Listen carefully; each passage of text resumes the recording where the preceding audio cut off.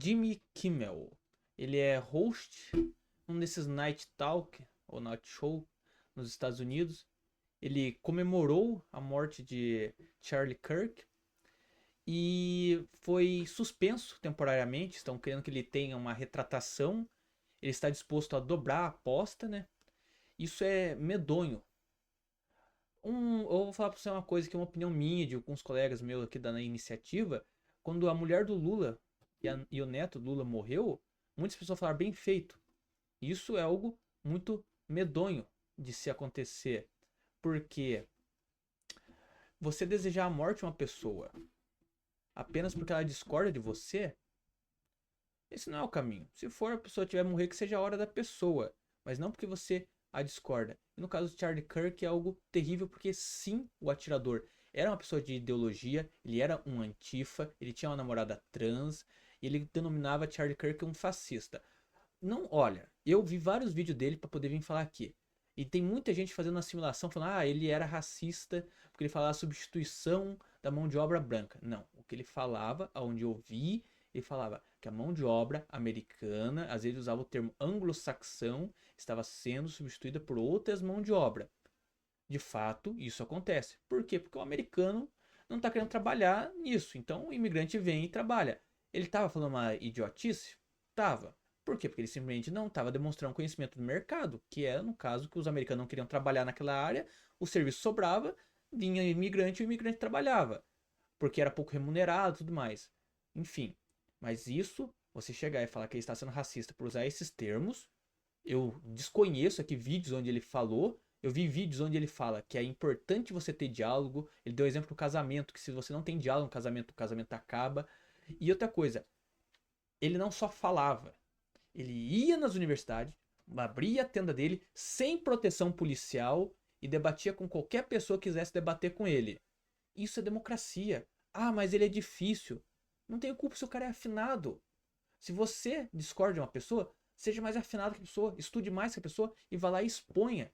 Isso é democracia, isso é ser democrático. O cara que atirou nele e as pessoas que estão comemorando isso, essas pessoas não são democráticas. Essas pessoas não são democráticas em ponto nenhum. Você pode ficar bravo, pode bater o pé no chão, espernear, mas você está sendo infantil e não concordar que isso não é democracia.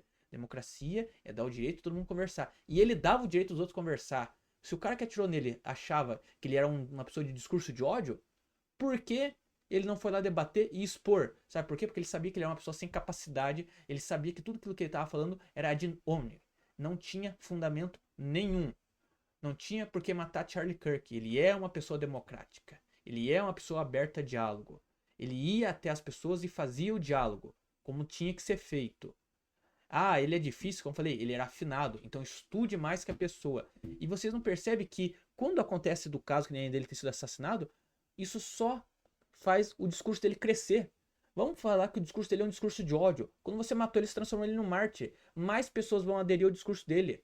E outra coisa, nos Estados Unidos, a maior parte da mídia americana é de esquerda. Se esse cara fosse de fato uma pessoa que defende argumentos racistas, você não acha que ele já teria sido cancelado?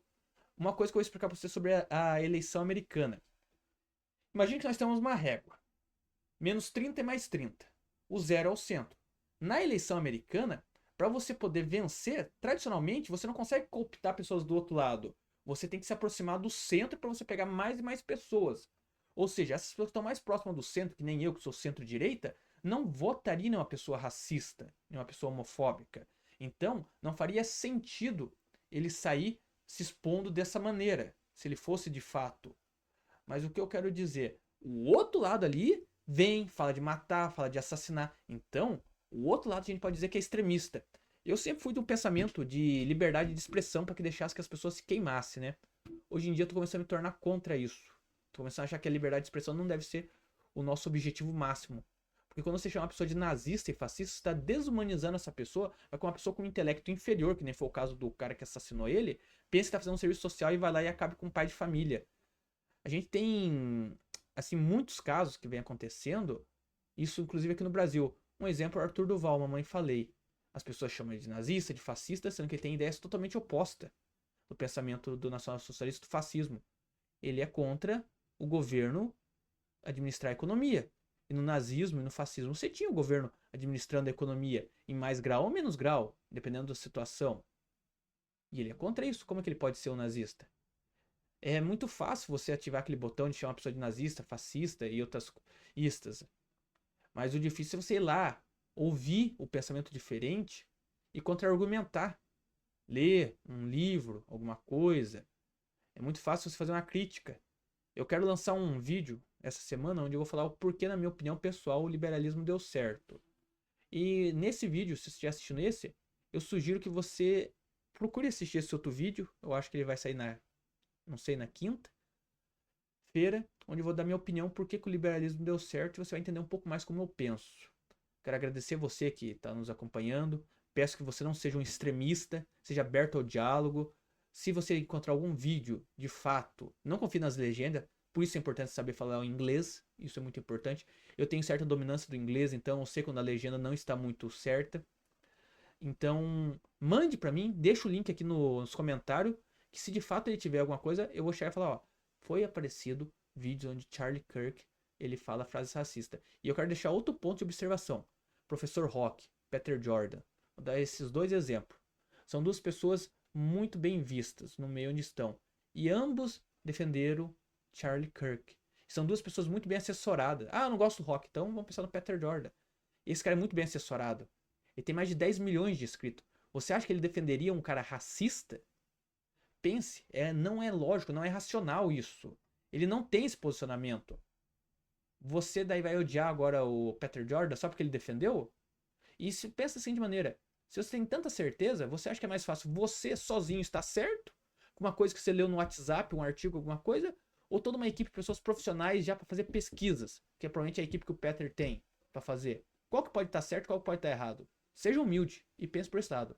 Por hoje é só isso. Desejar um forte abraço, pedir para se inscrever no canal, deixa o like, comente também no vídeo e acompanhe as outras iniciativas da casa. Podcast Prosa de Compadre, o Além da Quimera e o Projeto Malaquias. Forte abraço e até mais.